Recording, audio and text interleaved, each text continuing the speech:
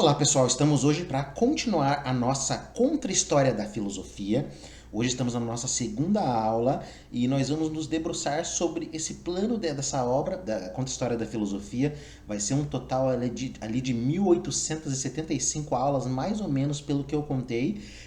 Eu já fiz a leitura dessa obra, é uma obra maravilhosa que traz um outro viés sobre a historiografia filosófica. Então, nós estamos discutindo sobre o preâmbulo da obra, que é justamente onde o autor vai explicar, vai justificar por que uma contra-história da filosofia. Então, na aula passada, nós vimos que a historiografia, na verdade, faz parte do campo da polemologia, que é o campo das relações internacionais, que vai estudar justamente os conflitos. Então, Michel Onfray deixa claro que a escrita da história, ela também é um campo minado, é um campo de guerra, onde existem táticas, onde existem ali uma série de estratégias para fazer com que uma ideia apareça como uma ideia vencedora, como uma ideia que de certa forma deve ser estudada e pesquisada, enquanto outras ideias ali que de certa forma se confrontam a ela, mas acabam de certa forma não agradando aquilo que a sociedade deseja, que a sociedade almeja, acabam sendo deixadas de lado.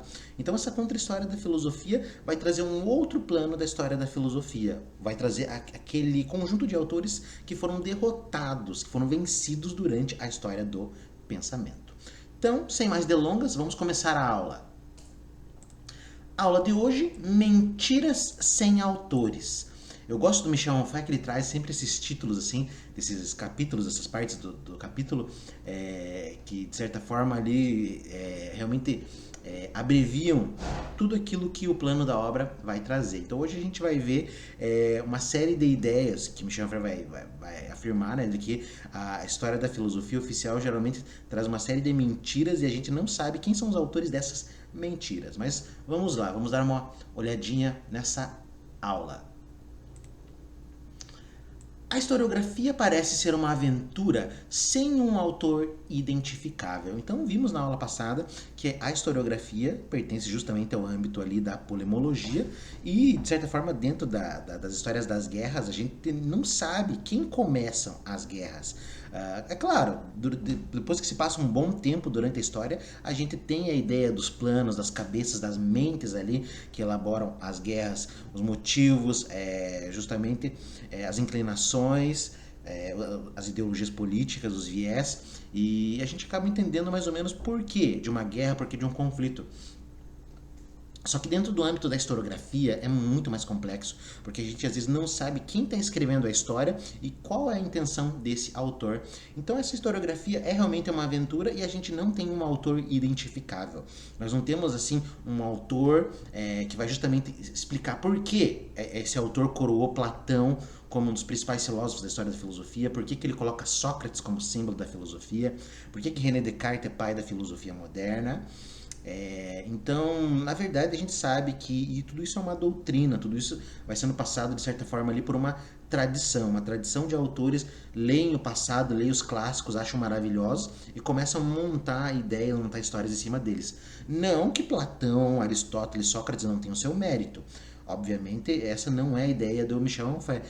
Muito pelo contrário, ele tem o conhecimento desses autores, mas ele quer mostrar um outro lado. E ele se pergunta por que o outro lado não poderia ser o lado, digamos assim, vangloriado ou principal? Porque a gente, de certa forma, às vezes discute uma história da filosofia onde Sócrates aparece como pai da filosofia e Demócrito aparece como um filósofo pré-socrático. Por que Demócrito é pré-socrático se ele não vive antes de Sócrates? Na verdade, Sócrates morre e o Demócrito ainda vive, né, por uns 20 ou 30 anos a mais.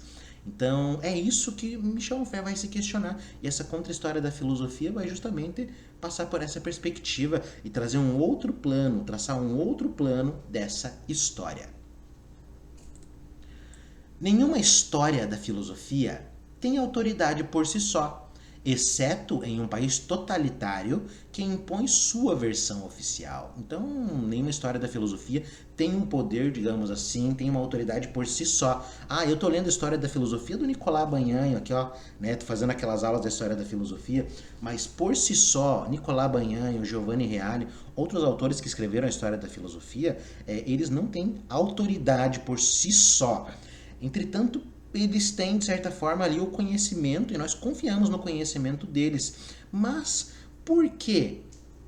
De certa forma, nós temos ali histórias da filosofia escritas por diversos autores e a gente acaba sempre caindo nas mesmas repetições. É isso que a gente vai ver durante essa aula. Então, por si só, a obra História da Filosofia não tem autoridade, mas com o passar do tempo, ela vai ganhando força, ela vai ganhando adeptos, vai ganhando pessoas que vão defendê-las, pessoas que vão fazer a faculdade, vão fazer o mestrado, vão fazer o doutorado, estão na área acadêmica, vão defender essas obras com unhas e dentes. E justamente essa defesa, esse fortalecimento aí dos clássicos. E o que acaba, na verdade, também enfraquecendo autores que são deixados de lado. Embora, de certa forma, existem muitas pesquisas de mestrado e doutorado que começaram a trazer autores que, de certa forma, não aparecem nas perspectivas clássicas, das histórias da filosofia clássica. Hoje, por exemplo, nós temos ali dentro das universidades disciplinas como a história da filosofia africana, a história da filosofia japonesa, chinesa, até a história da filosofia hindu. Então, de certa forma, essas outras filosofias estão começando a aparecer, mas certos autores ainda não aparecem. E então essa contra-história da filosofia é justamente para mostrar como pode ser feita uma outra história da filosofia que, de certa forma, também tem uma visão ali unificada, mas partindo de um outro viés. Então, somente num país totalitário, somente num país assim com um regime político totalitário mesmo, é que você teria uma história da filosofia ali que não poderia ser questionada. Mas em todo o resto, né, onde existe a democracia, nós temos uma história da filosofia que a gente pode debater, que a gente pode, de certa forma, opinar. É claro que para opinar dentro de uma história de filosofia a gente tem que ter o conhecimento. Eu tenho a formação em filosofia, tenho mestrado em filosofia, mas mesmo assim ainda não me sinto no direito de fazer alguma reivindicação, porque eu ainda tenho muito a conhecer. Mas existem pessoas ali que de certa forma dedicam a sua vida totalmente a isso e trabalham em prol dessas histórias, dessas historiografias filosóficas. E também, na verdade, eu acho que a grande ideia mesmo do Michel Onfray é despertar, na verdade, despertar, na verdade, no povo, despertar, na verdade, nas pessoas que se interessam pela filosofia, um outro tipo de filosofia, uma filosofia que, de certa forma, tem um cunho hedonista, tem um cunho materialista, uma filosofia mais voltada para felicidade, digamos assim, hoje, felicidade agora, né? Ou ao prazer, digamos assim.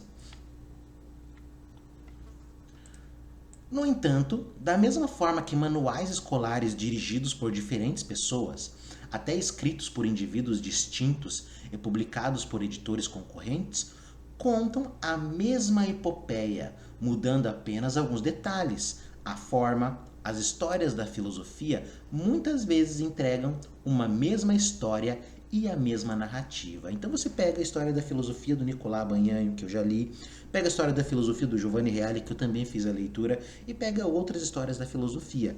Parece, né, apesar das suas diferenças, parece que elas contam as mesmas epopeias, as mesmas histórias, com os seus mesmos autores, com os seus mesmos heróis. Sempre vai ter uma história da filosofia com um capítulo dedicado a Platão, um capítulo dedicado a Aristóteles, muita coisa escrita sobre esses autores e outros autores ali que você não vê absolutamente nada. Autores que passam despercebidos, autores assim que você nem imaginava. Aqui nessa contra-história da filosofia, eu, por exemplo, quando que eu conheci a contra-história da filosofia?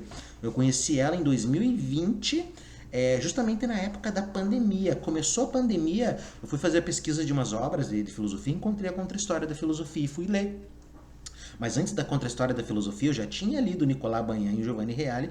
Dentro da contra-história da filosofia, conheci autores novos que eu nunca tinha ouvido falar. Mas depois eu fui na história da filosofia e eu vi que eles estavam lá, mas às vezes com uma citação. Tipo, você falava de um autor, foi citado apenas uma única vez e não se fala mais nada sobre ele. Eu vou falar sobre esses autores mais pra frente. E outros autores ali que eu nunca tinha ouvido falar. Então, quando se pega essas histórias da filosofia, você não vê essas diferenças. Você vê sempre os mesmos autores, as mesmas perspectivas e pouca coisa muda. Mesmos autores, mesmos textos de referência, mesmas omissões, mesmas negligências, mesmas periodizações, mesmas ficções apontadas repetidas vezes sem descanso. Por exemplo, a existência de um Demócrito pré-socrático, que por definição é anterior a Sócrates, mas que ele sobrevive 30 ou 40 anos. Então veja, né? Isso aqui é o que o Michel Onfray está trazendo. Sempre as mesmas histórias. Pega lá os mesmos autores, os mesmos textos de referência, a mesma base, as mesmas omissões, os mesmos esquecimentos, as mesmas negligências, as mesmas ficções, como por exemplo um Demócrito pré-socrático. Demócrito sempre aparece como um pré-socrático, mas como se ele vive ali 30 ou 40 anos a mais que Sócrates? Como que ele pode ser um pré-socrático se ele vive mais que Sócrates, né? Então isso aí é um tremendo de um absurdo.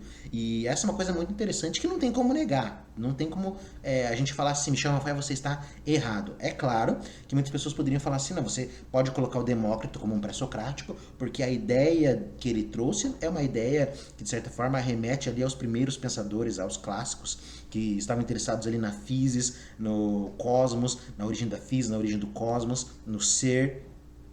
E Sócrates aparece com uma nova problemática. Mas será que Demócrito, será que Leucipo realmente não tem nada de novo a oferecer? Será que eles não têm nada a acrescentar? E por que eles são deixados de lado?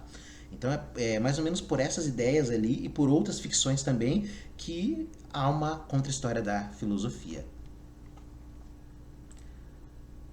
Por que, então, esses diferentes instrumentos para expressar uma versão idêntica de uma variedade diversa, mas ainda profusa? Porque, então, há uma variedade de histórias da filosofia, infinitas histórias da filosofia, para falar sempre as mesmas coisas, para trazer sempre os mesmos autores e as mesmas ideias. É uma variedade, mas que de certa forma ainda traz uma unidade. É uma variedade de obras, mas que no fundo sempre vai remeter às mesmas pessoas, aos mesmos sujeitos. Então, mais uma vez, não é querendo dizer que Platão, Aristóteles, Sócrates, o Kant, o Santo Agostinho, o Santo Tomás de Aquino, Descartes, não mereçam estar onde eles estão. Eles merecem, são autores maravilhosos, são autores que têm uma obra importantíssima para a história da humanidade. Só que os autores que fazem frente a eles também são autores importantes e eles têm que aparecer em alguma história da filosofia. Se não aparecerem em nenhuma história, então vão aparecer na contra-história.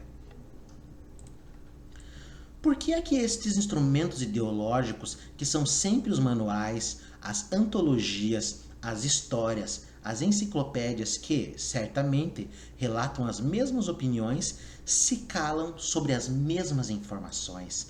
Por que então que você tem tantas histórias da filosofia que elas sempre falam sobre os mesmos assuntos, mas é engraçado que elas também sempre se calam sobre os mesmos assuntos? Então, beleza, uma história da filosofia que vai falar lá sobre antiguidade, Idade Média, Renascimento, Modernidade e Contemporaneidade, traz os mesmos autores. Daí tem uma outra história da filosofia, que ela vai falar basicamente as mesmas coisas, vai trazer um outro autor, vai fazer um aprofundamento maior em outro, mas elas sempre se calam nos mesmos autores, não trazem os outros autores. Por quê? Por que não fazem isso? Só corrigir aqui a edição aqui, porque é separado, né? O que falta uma vez em uma publicação, sempre falta nas publicações subsequentes de gênero semelhante, onde reina o psittacismo. Então, onde, de certa forma, a gente percebe, né, dentro dessas publicações, sempre vai faltar em uma outra, do mesmo gênero, sempre vai reinar esse psittacismo. Isso, na verdade, nada mais seria. O que é esse psittacismo? É um distúrbio neurológico onde a pessoa repete uma série de palavras sem saber o significado dessas palavras. Então, nessa história da filosofia, nessas histórias da filosofia, sempre se repetem as mesmas coisas, mas não se sabe por que se repetem essas mesmas coisas. Mas, como diria o Lacan fala que às vezes o silêncio é muito mais importante do que aquilo que foi dito. Então, aqui a gente também se pergunta, e esse silêncio? Do que esse silêncio fala? Esconder esses autores? Beleza, você tira ali autores que você fala, esses autores não são relevantes para a história do pensamento. Esconder informações, silenciar autores, por quê? Sempre esses mesmos autores eles são deixados de lado. Então esse é o questionamento que a gente sempre vai fazer dentro dessa contra-história da filosofia. Informações importantes são objeto de negação Onde está a parte voluntária dessa ocultação? E onde está o trabalho do inconsciente historiográfico? Então, informações importantes são negadas. Por quê? O que essa contra-história da filosofia vai trazer? Além dessa crítica à historiografia, ela vai também ser uma história da filosofia voltada, de certa forma, para um hedonismo, para um materialismo. Já havia falado para vocês na primeira aula que o Michel Onfray é um filósofo, vocês procurem depois as obras dele, que ele está interessado na questão do hedonismo, na questão do prazer, na questão da felicidade. Ele está interessado numa questão da vida melhor. Quando ele faz aqueles cursos gratuitos, ele dá uma série de cursos gratuitos ali pelo YouTube. Ele tem lá, se não me engano, a Universidade de Caen, eu acho que é, onde ele faz palestras gratuitas ali abertas ao público. Ele está justamente tratando da felicidade. Ele quer que, de certa forma, as pessoas utilizem a filosofia para viver melhor. E toda essa informação dessa filosofia que vai ajudar uma vida melhor está sendo negada, está sendo escondida. Então, esses autores que a gente vai ver aqui, todos eles basicamente discutem sobre a felicidade. Mas onde eles aparecem dentro da história da filosofia? A gente não vê. É claro, dentro da história da filosofia clássica também tem autores muito importantes. Vou falar para vocês de maneira geral, história da filosofia e contra-história da filosofia, na minha perspectiva, se complementam. Por quê? Parece assim que eu estou descendo a lenha na história da filosofia. Eu amo a história da filosofia, mas também amo a contra-história da filosofia. Porque eu acredito que existem autores que, obviamente, não aparecem na história da filosofia, que vão aparecer só na contra-história e são autores que vão ajudar realmente as pessoas a ter uma vida melhor, uma perspectiva melhor. Eu, quando li a contra-história da filosofia, eu aprendi muita coisa que eu levo para a vida. E vocês vão ver conforme os autores aí que a gente for vendo. E dentro da história da filosofia, também existem autores maravilhosos que você vai ler, que você vai conhecer e vai sentir vontade de correr atrás da história deles. Então, essa contra-história da filosofia, para mim, é um complemento que vem a agregar mais valor ainda à história do pensamento. E dentro dessa frase que eu li aqui, dessas duas perguntas, o Michel Onfray justamente está se questionando. Existe uma parte voluntária desta ocultação? Por exemplo, eu quero esconder filósofos que falam do socialismo, eu quero esconder esses filósofos que falam da esquerda, eu quero esconder esses filósofos ateístas que atacam a religião. Então, eu vou esconder, eu não vou falar desses autores.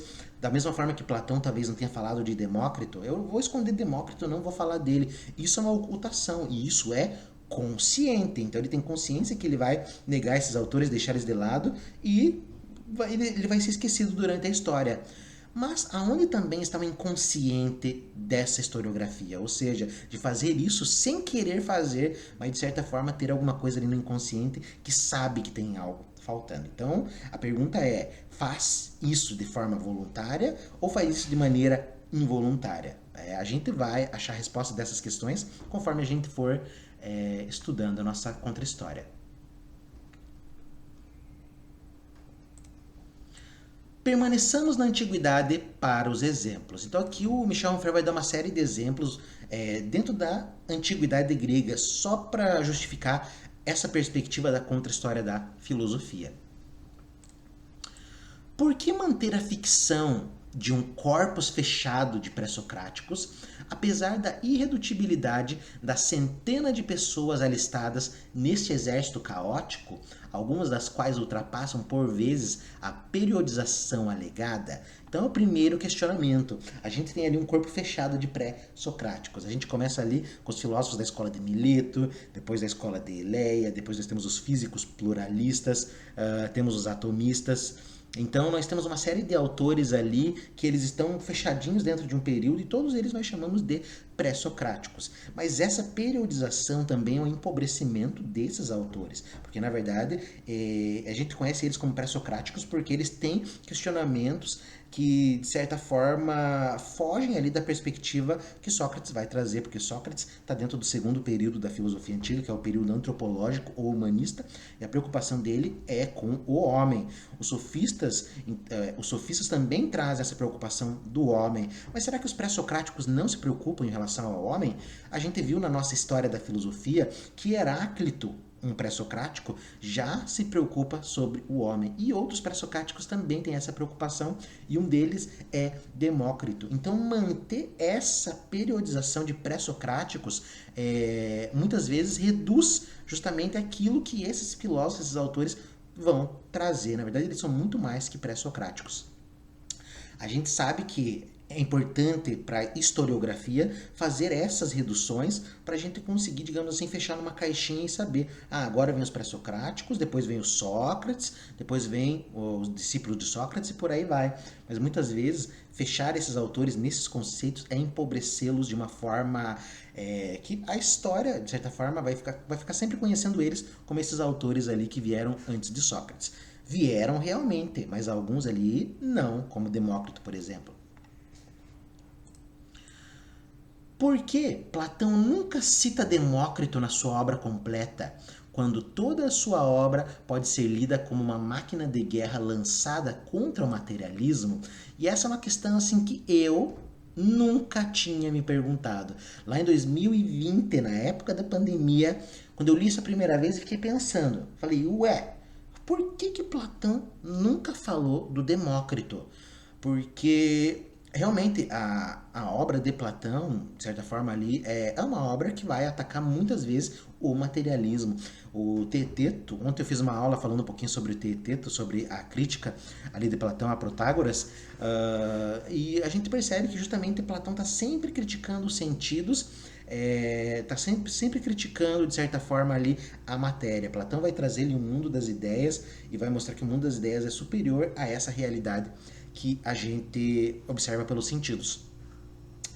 Mas se a obra de Platão é uma máquina de guerra lançada contra o materialismo, por que Platão nunca falou de Demócrito? Sendo que Demócrito era um filósofo importante, um filósofo relevante, estava ali no mesmo período que ele. Enquanto Platão escrevia, Demócrito estava vivo, estava ali fazendo a sua filosofia. E quando Platão vai justamente atacar o materialismo, ele não usa Demócrito como exemplo. Quando Sócrates vai debater com um autor para falar, por exemplo, ali de um hedonismo, falar da felicidade e do prazer, não é Demócrito que vai aparecer contra Sócrates, mas sim algum outro autor que a gente não faz a mínima ideia quem que é, de onde que apareceu. Existe esse autor, obviamente, mas por que colocar o materialismo na boca de uma pessoa que de certa forma não representa esse materialismo? Poderia ser, por exemplo, Sócrates contra Demócrito. Por que Sócrates não argumenta contra Demócrito? Então essa é uma das questões aí que a gente pode se fazer. Como explicar que nunca se explore a informação dada por Diógenes Laércio sobre o furioso desejo do autor do Fédon de destruir em uma fogueira todas as obras de Demócrito, justamente. Então, um relato do Diógenes Laércio havia afirmado que Platão tinha vontade de queimar todas as obras do Demócrito. E a gente não explora essa informação. Por que Platão queria justamente acabar com as obras de Demócrito? Por que Platão se irritava com a filosofia de Demócrito? É óbvio, porque Demócrito é um materialista e Platão está bem longe desse materialismo. Mas ainda resta a questão: por que Platão nunca citou Demócrito em todas as suas obras? Será que Platão tinha medo de colocar Sócrates contra Demócrito? Ou Platão queria que Demócrito ficasse no esquecimento? Eu não vou falar do Demócrito e deixe que ele se vire aí, vou falar de outros autores. É a pergunta. Por que dar crédito à figura de um Sócrates platonizado quando uma imagem mais próxima de Diógenes de Sinope ou de Aristipo de Cirene permite encarar o trabalho filosófico do Sileno para além do serviço exclusivo da ideia platônica? Aqui o Michel Onfray chama Sócrates de Sileno, porque na verdade tem uma obra do Pierre Hadot, que eu vou citar essa obra nas referências mais pra frente, que ele vai fazer a comparação de Sócrates ali com o Sileno, a máscara do Sileno por causa da ironia socrática. Mas isso não vem na questão agora. A questão é: por que nós damos crédito a uma imagem de Sócrates platonizado ou Sócrates platônico e não de um Sócrates mais próximo de um Diógenes de Sinope, que é o fundador do cinismo, ou até mesmo de um Aristipo? Porque a gente sabe ali que Antístenes, o Aristipo, o Fédon também, foram autores que, de certa forma, estiveram em contato com o Sócrates e trazem alguma coisa do Sócrates. Mas por que a gente não compara o Sócrates mais com esses autores e sempre tem na cabeça a imagem de um Sócrates platonizado? De um Sócrates, na verdade, ali que vai defender, por exemplo, a teoria das ideias de Platão.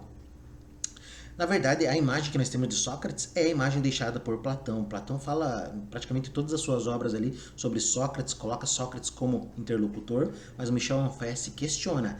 Esse Sócrates que a gente está vendo platonizado, por que a gente olha dessa forma? Por que não olhar o Sócrates mais como um cínico ou mais como uma pessoa que buscava o prazer? Por que a gente tem essa imagem desse Sócrates?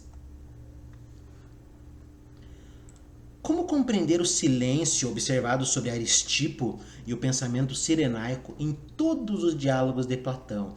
Mais uma vez, não é só Demócrito que não aparece na obra de Platão, mas o Aristipo também não aparece citado. Na obra Teeteto, Platão vai fazer uma alusão, digamos assim, a algumas filosofias mais requintadas, como ele diz, alguns pensamentos mais requintados, que provavelmente ele remete ao Aristipo, mas ele não cita o nome do Aristipo. Então, por que quando Platão vai atacar a doutrina do prazer, ele não coloca Sócrates contra Aristipo? Por que ele vai colocar Sócrates contra o Filebo, por exemplo? Quem é Filebo na fila do pão? Filebo é um cara que vai defender umas ideias ali bem toscas. Sócrates vai detonar o Filebo, obviamente, né? Porque Filebo não pode debater contra Sócrates. Sócrates é um gênio. Mas por que Platão não colocou Sócrates contra o Aristipo? Será que Sócrates venceria o Aristipo numa argumentação, num debate? E essa é a questão que fica. Por que Platão não cita Demócrito? Por que Platão não cita Aristipo? E nenhum cirenaico? O pensador de Cirene aparece apenas uma vez e com malevolência. Platão enfatiza a indignidade de sua ausência no dia da morte de Sócrates. Então, o Aristipo era aluno do Sócrates e, obviamente, conhecido por Platão. Platão, obviamente, conhecia o Aristipo, porque eles estavam ali junto todo dia. Mas Platão não cita Aristipo nas suas obras, só cita uma vez e ainda com maldade, para dizer que Aristipo estava ausente quando Sócrates morreu. Então, essa é uma questão muito interessante. Eu, quando li isso a primeira vez, fiquei pensando, realmente, por que Platão nunca fala desses autores? Por que Platão sempre coloca uns caras ali, Hípias, Alcibíades, Filebo, não sei o quê? Por que coloca esses bucha aí e não vai colocar realmente filósofos de peso para debater contra o Sócrates? Na verdade, a gente viu no diálogo Parmênides, que Parmênides é um mestre, Parmênides é um gênio, meu filósofo favorito ali da antiguidade. Parmênides e o Górgias são meus autores favoritos. E no diálogo Parmênides, Sócrates não vence a argumentação contra Parmênides. Parmênides vai muito além do Sócrates. Se bem que Sócrates era jovem também, mas de certa forma Parmênides ali ele desossa, digamos assim, ele destroça o Sócrates e desossa ao mesmo tempo Platão também, né? Aí a gente vê a genialidade de Platão, porque Platão está a todo momento testando a sua própria teoria. Mas por que não colocar alguém de peso para debater contra esse Sócrates? Então esse é o questionamento que fica. Mesma coisa sobre a inexistência dos filósofos cínicos no corpus do filósofo idealista. A gente nem escuta falar sobre o cinismo na obra de Platão, e o cinismo ali era bem famoso como Antístenes e também como Diógenes, né? Embora o Diógenes ali seja mais do período de Aristóteles, ele vivia ali também na época de Platão, né? Platão morreu com uns 80 e poucos anos, então provavelmente ele conhecia o Diógenes, mas nenhum cínico mencionado dentro de toda essa obra. O que podemos concluir a respeito das informações que apresentam os sofistas como vendedores de relativismo, enquanto seus nomes se reduzem àqueles que servem de títulos aos diálogos de Platão? E essa era uma coisa que eu já havia percebido na época da faculdade, é uma coisa que eu ficava com raiva. Eu tinha uma amiga minha que a gente sempre debatia, né? Que quando a gente estudava a história da filosofia, chegava nos sofistas, muitas vezes os sofistas era passada uma imagem dos sofistas como inimigos da filosofia, inimigos da verdade, inimigos do pensamento. E daí chegava o herói, que era o Sócrates. Sócrates salvava o mundo dos sofistas malignos, maléficos. Depois chegava Platão, enterrava os sofistas. Depois chegava lá Aristóteles e colocava o cimento por cima. Sofistas são um lixo. Mas eu comecei a me questionar lendo outras obras, outras histórias da filosofia, e comecei a ver o quão importante o pensamento dos sofistas eram. Mas, durante a história da humanidade, a leitura que se fica é a de Sócrates, de Platão e de Aristóteles, dos sofistas como inimigos da verdade, como pessoas maléficas, como pessoas horríveis, que você não deve dar crédito. Isso não é nem filosofia. E então, durante toda a história do pensamento, assim, até o nosso século, os sofistas vêm com uma imagem muito deturpada. E olha só, na época de Platão, a única coisa que a gente tinha era o relato de Platão e o nome desses sofistas nas obras de Platão, e justamente Sócrates indo lá e debulhando eles. Então, qual que é a imagem que a gente fica desses sofistas? A gente vê eles como vendedores de relativismo, mas será que os sofistas são apenas isso? Será que eles não têm nada de relevante para a história do pensamento? Dá uma olhadinha na minha História da Filosofia, do Nicolas Banhan, que você vai ver o tanto de contribuição que os sofistas têm para a história do pensamento. O que dizer nesta atmosfera do pensamento do sofista Antifonte, o inventor da psicanálise, que é geralmente ignorado, etc. Então veja, ó, aqui vai ser um autor que a gente já vai trabalhar também nessa contra-história da filosofia, o Antifonte, que aqui para Michel Onfray, na verdade, é o inventor da psicanálise. Né? Então, Freud inventa a psicanálise? Não, a psicanálise começa lá com o Antifonte, que é um sofista. Mas nenhuma história da filosofia fala isso. Eu conhecia o Antifonte pela história da filosofia. Eu sabia que lá ele ia colocar uma oposição entre a lei natural e a lei do direito. Isso eu já conhecia sobre ele, mas essa versão do Antifonte, como inventor da psicanálise, eu não conhecia. Fui conhecer dentro da contra-história da filosofia com a pesquisa do Michel Onfray. Então, beleza, pessoal. Essa foi a nossa segunda aula de hoje sobre a contra-história da filosofia. E conforme a gente vai estudando, conforme a gente vai lendo, vai ficando mais clara a ideia do Michel Onfray, a ideia do autor, o que ele quer passar com essa contra-história da filosofia. Mas já dá para ter uma ideia mais ou menos do que a gente vai encontrar nela. Então é isso. Um grande abraço. Nos vemos no próximo encontro.